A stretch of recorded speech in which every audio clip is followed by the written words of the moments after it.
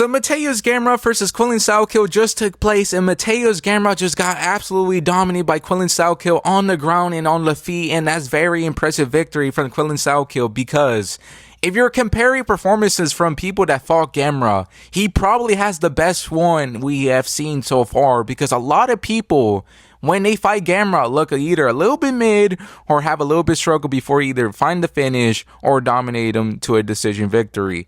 And I'm just saying, and when we're comparing like other people in the top four of the division, like an Armin Saruki and Charles Oliveira, he did ran through Gamrot, which is very impressive, but it was a Gamrot on short notice. Wasn't a full camp Gamrot. Not in the peak of his career and not in the peak physical shape he is in when he fought Quillan Salkilld. And I'm just saying, Salkilld, to be able to beat a Gamrot on full camp and make him look easy is probably the most impressive thing I've seen so far from him. And I don't know.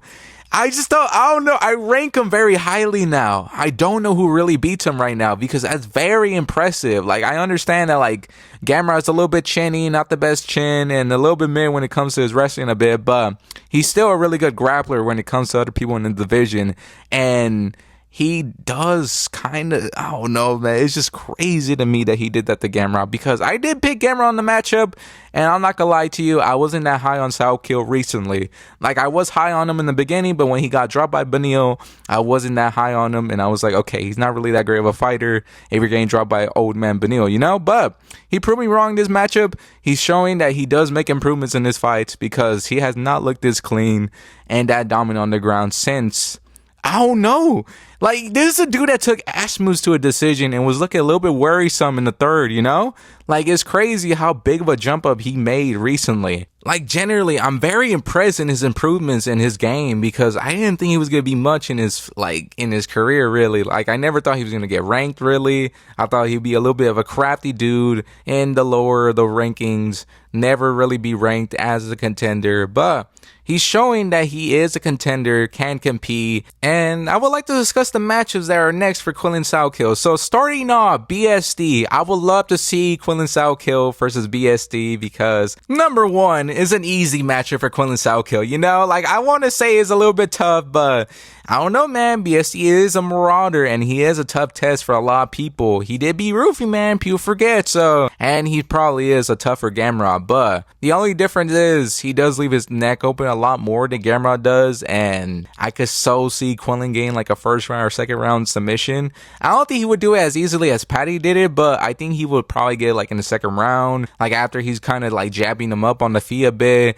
doing his thing on the feet, kind of doing what he's won, because Quillan, like, an underrated thing about him, he is a big dude for the division, and for him to be able to grapple, like, especially when BSC is also a big dude, like, I'm just saying, BSC kind of relies on physicality, and if somebody could out physicality you when you're a physicality merchant, it's going to be kind of tough for you, especially when somebody is bigger than you, has longer reach than you, I'm pretty sure, and can probably grapple better than you. So it's going to be kind of tough matchup, but I think Quillan would probably sub BSD in the first two rounds kind of easily, in my opinion, and kind of jab his head off a bit, because with BSD, he legitimately does not move his head to save his life. Generally, you could put BSD and not even put a blindfold on him and just let him walk through and try to like block a straight punch. I generally believe the straight punch is still going to land even though he ducks it. Like, I know it's a little bit of a jokey matter, but he does have really bad head movement and has very bad submission defense when it comes to like protecting his neck when he's shooting for takedowns. So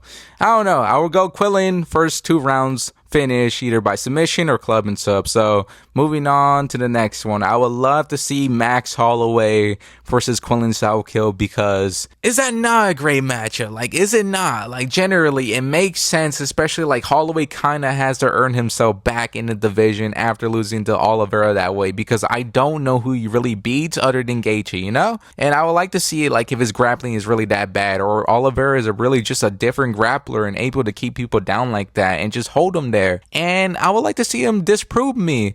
Like, if he's able to like stuff takedowns against Quillan Salkilld, I will rate that, because not a lot of people were just shoving off Salkilld like that. I know Nazareth was shoving off takedowns, but I don't know. I think Quillan evolved immensely. I don't know what Quillan is doing now that made him such a great fighter, because he was looking kind of mid at first. I don't know what he's doing. Maybe he's training with Volk or something, or he's getting like that secret Aussie juice. Like maybe he's training with kangaroos. I just don't know what it is, but he has improved immensely the way he just did Gamrot. So I don't know. Maybe he did it, and then like Gamrot is just not as great as we think, and Holloway's probably just gonna beat him up on the feed, do what he wants with him. But I would like to see that matchup, and it will show if like Quillan is really on that level if he beats like a Max Holloway, because I do rank Holloway highly, and for him to get a win like that would be immense for his career, because that would add a good win on his resume. You people are gonna say it's not a prime Holloway though. Like if he's able to ragdoll Holloway on the ground, then I kind of rank that as a little bit of not like peak Holloway, but like a prime Holloway, you know, because I haven't really seen much. Like Holloway's takedown defense has gotten worse. He just hasn't really faced that grappler, you know, for me to say that like if Quillan takes him down, he could have stopped it in his prime, you know, like that's the thing. But I would probably go Quillan there because he has the reach advantage, he has the grappling advantage. The only thing he doesn't have is really the cardio advantage. But I don't know if Holloway's going to be able to take him in deep waters, drown him, and finish him in round 5 or 4, you know? But he could. I would love to see that matchup next. It's a good matchup, makes sense for both, and it would show if Holloway still has something to prove, or Quillan is just on a different level and he's ready for the top 4 of the division and ready for a belt, honestly. So love to see that matchup. Quillan Salkilld versus Max Holloway is the matchup I would like to see. But if they're not going to give him Holloway, I know somebody else they could give him. It's a little bit unrealistic. Charles Oliveira. Now that I think about it, it's not really that unrealistic. It's just mostly, I don't know, I could see Oliveira versus Gaethje in November, you know, like the rematch, the grudge match. Like Gaethje wants that back, Oliveira wants his belt back, that type of storyline. But Ali did say like he's not facing somebody he has faced before. He's facing somebody new. So I would like to know who that would be against Gaethje, but I don't know. So it does make sense. It's just timing wise it's a little odd. I don't know if Oliveira is going to wait until next year, but he could, you know. So, but if it does happen, I would like to see it, because Quillan Salkilld just proved that like he might be a little bit a different dog right now than Oliveira. Because Oliveira right now, I understand he's a really great grappler, but when it comes to his dog, I think he kind of lost that dog in him. He's not really trying to put it out there and put somebody out cold or sub him in one, you know, like he used to. Like he used to chase for finishes. Now Oliveira is becoming a little bit more patient in his game, not taking too much risk. Unlike somebody that's young, will try to take the risk, try to get the finish, and he will try to risk it all. And I don't know if Oliveira is really willing to risk it, especially when he made his money already, not really as hungry as he used to be. And I don't know, man. It's a tricky matchup, especially Salkilld does have grappling. But going by that, Gamrot was chasing the leg against Salkilld. Maybe Oliveira could have a little bit more success with that, especially if like Oliveira can't get up immediately. If he goes for the leg, maybe like Salkilld is going to try to disengage and not go to the ground, and it's going to be very worrisome. Like, oh shoot, if I do go to the ground, this dude's going to mess up my leg. I could see that happening. Or Oliveira is going to like use that to try to get his back. I don't know. There's a lot of things Oliveira could do that Gamrot couldn't. And it is a tricky matchup. It's just, again, I don't know if Oliveira still has that dog in him where he's willing to like leave it out there and try to put somebody out cold or chase a submission or chase anything. I understand he was chasing the submission against Max in the first 2 or the first 3 rounds, but after that he kind of just coasted to a victory. Like, oh, Oliveira will literally try to go for a finish and try to put you out cold no matter what round it was. So I'm just saying, it's not the same dude, and I'm just also Oliveira is pushing that age. He's not the same fighter as he used to be. He is 38 years old, getting up there. He's almost 40. I don't know if I'm going to trust somebody that's been fighting this long to win a fight, and especially if it happens in 2027. Are you going to trust somebody who's pushing 40 years old to beat somebody that's in their absolute prime, who has that dog in them, who hasn't made their millions yet? I don't know, man. I'm just saying Oliveira is a bit tricky for him to beat Quillan Salkilld. Even though Salkilld, he's a little bit worrisome. He maybe on the feet he could catch him with something. But again, Salkilld is also a big dude. Like, he's also has power on the feet. I don't know. I was just worried for Oliveira in that matchup. I'm not gonna lie to you. It might be a little bit recently biased, but again, it's a 40-year-old man pushing 40. and Quillan Salkilld, who's at the peak of their career right now. So I don't know. I would probably go Quillan, but I would worry because Oliveira is tricky. He's not a Gamrot where he doesn't really have much on the ground. He does have submission threat, but I don't know if he does have the same level of chin and the same amount of dog he has to be Quillan Salkilld, you know? But I don't know. It's a tricky matchup, but I'll probably go Quillan Salkilld in that matchup. I'll probably pick Quillan in all three of these matchups. The only people that I will worry for him would be like an Armin Sharukian or even Gaethje or Ilya. Patty, I think he could be. And then that's pretty much it for now. But I don't know, man. He could maybe be a Ilya. He could maybe be a Gaethje.